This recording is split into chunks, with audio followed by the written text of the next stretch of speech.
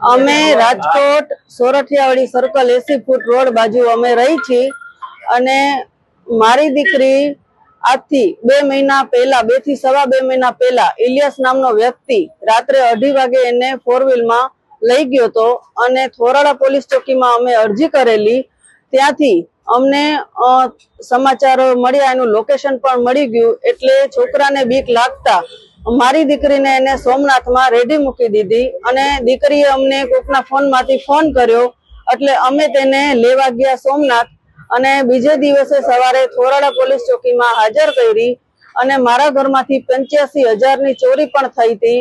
સાહેબે પૂછપરછ કર્યા છતાંય મારી દીકરી બોલી નહીં કે પૈસા મેં લીધા છે, એટલે એને બીક લઈ ગઈ કે શું છે તો અમને નથી ખબર, પણ અમે પૈસા જાતા કર્યા, મારી દીકરી મળી ગઈ એટલે અમે શાંતિથી બેસી ગયા। અમે આગળ કોઈ પણ કાર્યવાહી એના વિશે કરી નહીં અને 4-5 દિવસ શાંતિથી બેઠી હતી। પછી એક ને એક જીદ કરવા માંડી કે મારે મમ્મી પપ્પા ભેગું નથી રહેવું, મા બાપ અમને નથી જોતા અને મને અહીંયાથી મારા મોટા મામાનો દીકરો છે માણાવદર ગામમાં, 4 મારા મામાજી છે ત્યાં મને મૂકી આવો। એટલે મોટા મામાના દીકરા સાથે અમે નક્કી કર્યું, મોઢું મીઠું કરાવી તેને ત્યાં અમે મૂકી આવ્યા।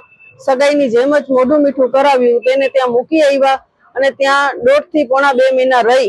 મારા મામીને પેરેલેક્સનો હુમલો છે, ત્યાં કોઈ કામ કરવા વાળું નહોતું એટલે નક્કી કર્યું અમારા બધા મોટા કે વાંધો નહીં, ભલે અહીંયા રહીએ આરામથી અને કામ બામ કરશે। અને એની ઉંમર અત્યારે 15 વર્ષ અને 2 મહિના છે દીકરીની ઉંમર। તો અમે એવું નક્કી કર્યું કે એની 18 ઉંમર પાકે પછી અમે એના સમૂહ લગ્નમાં લગ્ન કરાવશું। પણ 1.5 થી પોણા 2 મહિનામાં જ અમારી દીકરીને આજથી 4 દિવસ પહેલા બપોરે 12 વાગે અમારી દીકરીને મારા મોટા મામાના દીકરાના ઘરેથી મારી દીકરીને ભગાડી ગયો છે ઇલિયાસ નામનો વ્યક્તિ। એટલે અમે ભગાડી ગયો એના બીજા દિવસે માણાવદર પોલીસ ચોકીમાં બપોરે 12 વાગે ફરિયાદ કરેલી। આજે ફરિયાદ કર્યું એને 3જો દિવસ થયો છે। અમને કાલ બપોરે 12 વાગે લોકેશન પણ કીધું કે કઈ જગ્યાએ છે ને આ તે અમે ખબર તો પડી ગઈ, પણ હજી સુધી કોઈ એનું નિર્ણય નથી આવ્યો। એટલે મારી દીકરીને સહી સલામત ઘરે અમને પહોંચાડો અને ઇલિયાસ નામના વ્યક્તિની ધરપકડ કરો, એના ઉપર ફોસ્કોની કલમ લગાડો અથવા જે કોઈ પણ બીજી કલમ લાગતી હોય એ કલમ લગાડો અને મારી દીકરીને 4 દિવસ આજે થઈ ગયા છે, એના સાથે ભગાડીને લઈ ગયો છે, એટલે એની સાથે જે પણ કોઈ ખોટું કામ કર્યું હોય એટલે એની પણ મેડિકલ ચેકઅપ અમે કરાવવા માંગી છીએ અને કોઈ પણ એવું ખોટું થયું હોય એની સાથે તો એની પણ જે કલમ લાગતી હોય એ કલમ પણ એની માથે લાગવી જોઈએ। એટલે હવે ત્યાંથી તો કોઈ અમને સમાચાર નથી મળ્યા માણાવદરમાંથી। અમને એવું કીધું કે તમે જાઓ, અમને સમાચાર મળશે કોઈ પણ જાતના તો જાણ કરશું, તમને મળે તો તમે જાણ કરજો। હિન્દુ સંગઠન માથે એવી પ્રાર્થના છે કે મારી દીકરીને મને સાથ આપો, મારી દીકરી મને પાછી મળી જાય અને આ વ્યક્તિને તમે ગમે જેમ કરો, આ બધા પોલીસ એટલો અમને સાથ આપે, અમારો હિન્દુ સમાજ સાથ આપે, મારી દીકરીને પાછી અમને આપો અને આને તમે ધરપકડ કરો અને જે થતી હોય એના ઉપર ગુનો લગાડો।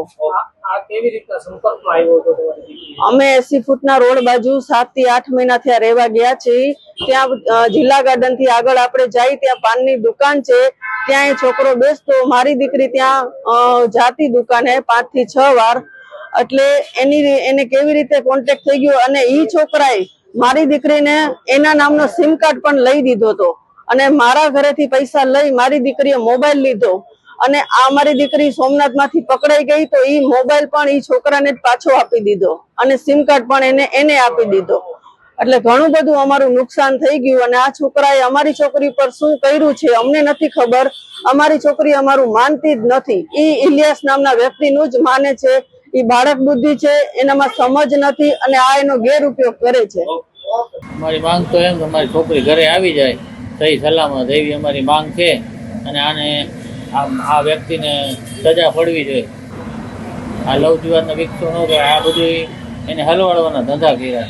છોકરી નો આવે એ બધું ન થાય પણ એને એના માટે કંઈક કરી મૂક્યું છે એટલે એનું જ નામ લે છે, અમારું નામ નથી લેતું। અમારી અપેક્ષા એમ છે કે અમારી છોકરી અમારી પાસે આવી જાય અને આવો કદમ કોઈ બીજી દીકરીમાંથી ન થાય એવી અમારી અપેક્ષા છે। હિન્દુ સંગઠન પાસે આપણે અપેક્ષા છે અમારા બધાય અમારો સાથ આપે, બધાય સાથ સહકાર આપે ને અમારી છોકરી આવી જાય ઘરે। સાથ સહકાર આપણે હિન્દુ છીએ એટલે આપણે એટલો સાથ સહકાર બધા ભાઈ માંગીએ કે અમને સાથ સહકાર આપ્યો. છોકરી 15 વર્ષની છે ને આ ભાઈ જે એને લઈ ગયો છે એ 2 છોકરાનો બાપ છે.